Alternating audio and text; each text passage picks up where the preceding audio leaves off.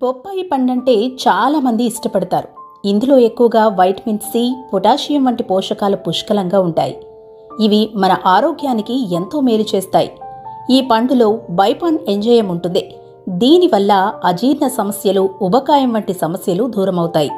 అందుకే రోజూ మన ఆహారంలో బొప్పాయిని భాగం చేసుకుంటాం.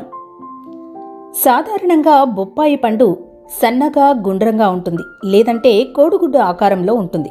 కానీ ఇక్కడ మీరు చూస్తున్న ఈ బొప్పాయి పండు చూడండి, చూడడానికి 5 ముఖాలతో అరటిపండు గెల మాదిరిగా కనిపిస్తుంది కదూ.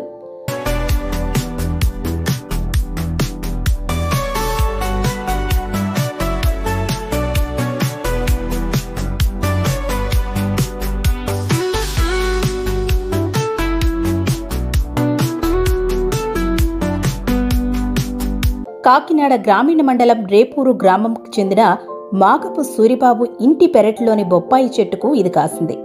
చూడడానికి వింతగా ఉన్న ఈ బొప్పాయి పండును చూసేందుకు జనం క్యూ కడుతున్నారు.